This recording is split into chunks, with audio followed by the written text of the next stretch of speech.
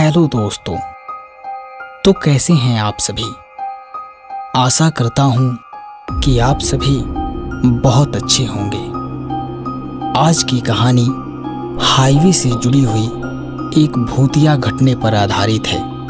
तो आइए सुनते हैं आज की कहानी।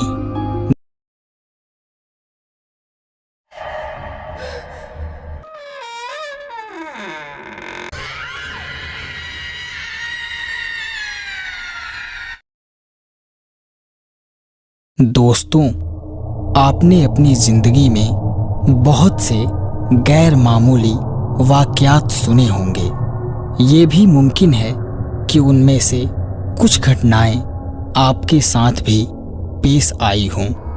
मगर आज जो कहानी मैं आपको सुनाने जा रहा हूं, उसे सुनकर सच में आपके रोंगटे खड़े हो जाएंगे। दिन के करीब 11 बज रहे थे। सतपाल के ट्रक अपनी पूरी रफ्तार में नेशनल हाईवे 49 पर आगे बढ़े जा रही थी। ट्रक चला रहा सतपाल थोड़ा थका सा महसूस कर रहा था, क्योंकि उसने कल रात भर ट्रक चलाया था। ऊपर से इस सफर में उसका खलासी भी साथ में नहीं था और सर पर मालिक का दबाव होने की वजह से सतपाल को ज्यादा देर के लिए कहीं पर भी ट्रक रोकना ठीक नहीं लग रहा था। खैर, सतपाल को भी ट्रक खाली करवाने की जल्दी थी, जिस वजह से उसने ट्रक की रफ्तार और भी बढ़ा दी। सतपाल अभी ट्रक चला ही रहा था कि इतने में ही उसका फोन बज उठा। सतपाल ने अपना फोन देखा तो घर से फोन था। उसने फोन उठाया तो फोन पर उसकी माँ थी, जिनसे थोड़ी बातचीत करने के बाद सतपाल ने फोन रख दिया। अब ट्रक चलाते हुए उसे काफी वक्त बीत चुका था। तभी उसने थोड़ा सुस्ताने के लिए ट्रक को एक ढाबे पर रोका। दोपहर का वक्त होने की वजह से सतपाल ने सोचा कि क्यों न यहीं से खाना पीना करके निकला जाए। ढाबे पर से खाना खाने के बाद करीब 2 बजे सतपाल ट्रक लेकर आगे की तरफ निकल पड़ा। थोड़ी देर उस ढाबे पर सुस्ताने के बाद अब सतपाल भी अच्छा महसूस कर रहा था। कुछ घंटों बाद ही दिन ढलने को हो गया। अब आसमान में तब्दीली आने लगी थी। थोड़ी ही देर में सतपाल वेस्ट बंगाल में इंटर हो गया और उस जगह पर पहुंचा जहां सतपाल को ट्रक खाली करवाना था। कुछ आधे घंटे बाद जब ट्रक अनलोड हुआ, तब वो वापस छत्तीसगढ़ की तरफ आगे बढ़ने लगा। अब तक पूरी तरह रात हो चुकी थी और अब आसमान पर सूरज की जगह चांद ने ले ली थी। चांद की रोशनी के बीच हाईवे का नज़ारा बड़ा ही अच्छा लग रहा था। सतपाल अपनी पूरी रफ्तार में ट्रक को भगाए जा रहा था। अभी वो ट्रक चला ही रहा था कि उसका पेट बजने लगा।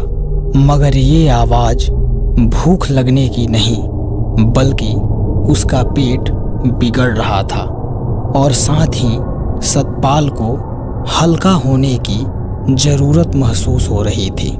तो पहले तो कुछ देर तक सतपाल ने बर्दाश्त किया, मगर जब नहीं हुआ तब सतपाल ने ट्रक को एक जंगल वाले रास्ते में रोका और पानी का एक बोतल लेकर हाईवे के किनारे झाड़ियों के पीछे चला गया और वहीं पर हल्का होने के लिए बैठ गया। कुछ देर बाद पेट हल्का करके सतपाल वापस ट्रक में आया और आगे बढ़ने लगा। ट्रक चलाते हुए अब सतपाल को भूख लगने लगी थी और अब रात भी काफी हो चुकी थी, मगर न तो हाईवे पर उसे कोई ढाबा दिख रहा था और न ही कुछ ऐसा जिससे सतपाल अपनी भूख मिटा सके। अब हाईवे भी लगभग खाली होने को था।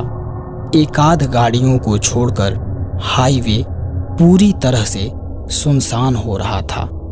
किसी ढाबे की तलाश में गाड़ी चला रहा सतपाल भूख से तड़पे जा रहा था। तभी उसे कुछ देर आगे जाते ही एक ढाबा दिखा, जिसे देखकर उसकी सारी तड़प गायब सी हो गई। उसने बिना वक्त जाया किए ट्रक को उस ढाबे पर रोका और जल्दी से ढाबे में जाकर खाने का ऑर्डर दिया।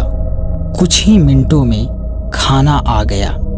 खाना खाने के बाद सतपाल वापस छत्तीसगढ़ की तरफ आगे बढ़ने लगा।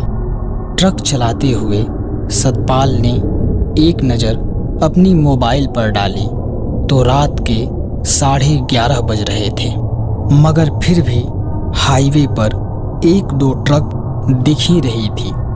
ट्रक हवा से बात करते हुए आगे बढ़े जा रही थी।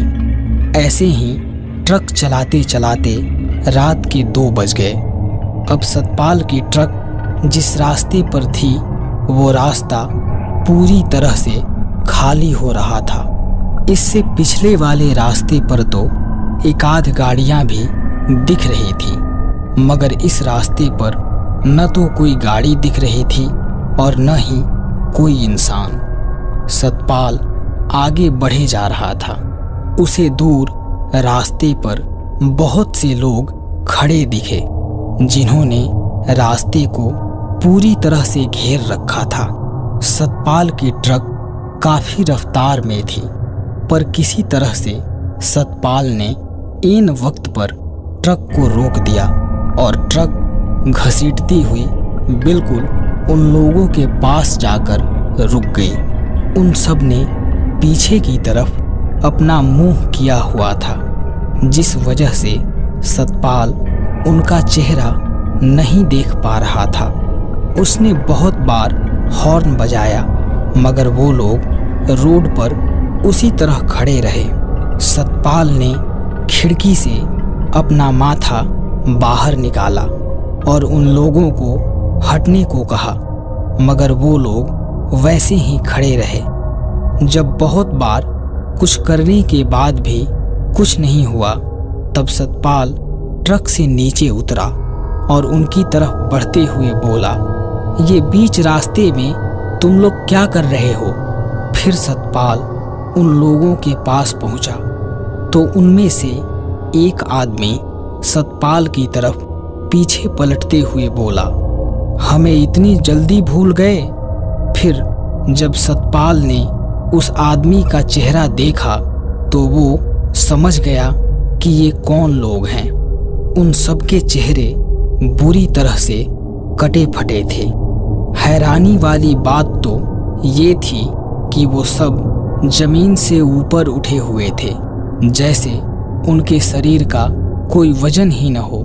सतपाल लगातार उन लोगों से अपनी जान की भीख मांगे जा रहा था, मगर तभी उसमें से एक आदमी ने कहा, गलती तेरी नहीं। इतना बोलते ही वो सारे लोग वहां से गायब हो गए। रास्ता साफ पाकर सतपाल तुरंत ही अपने ट्रक में आया और हवा की रफ्तार से ट्रक लेकर आगे की तरफ चलता बना। असल में आज से 1 साल पहले उसी हाईवे के ठीक उसी जगह पर सतपाल ट्रक को हवा से बातें कराते हुए आगे बढ़ रहा था, मगर सामने हाईवे के किनारे पर हाईवे की मरम्मत के लिए मजदूरों को उनका वेतन दिया जा रहा था। सतपाल ने ट्रक की स्पीड कम करने के लिए ब्रेक दबाया, मगर गाड़ी का ब्रेक फेल हो चुका था, जिस वजह से ट्रक पूरी रफ्तार से सड़क पर खड़े मजदूरों को रौंदती हुई आगे निकल गई। हालांकि इस हादसे में सतपाल का एक हाथ भी टूट गया था, मगर उन सारे मासूम मजदूरों की मौका-ए वारदात पर ही मौत हो चुकी थी। इस घटना के ठीक 1 साल बाद सतपाल उसी रास्ते से गुजरा तो उसे उन मजदूरों की आत्माएं दिखाई पड़। तो ये थी आज की कहानी। अगर आपको ये कहानी अच्छी लगी तो वीडियो को लाइक और शेयर करें और इसी तरह की कहानियों को सुनने के लिए हमारे चैनल को सब्सक्राइब करें।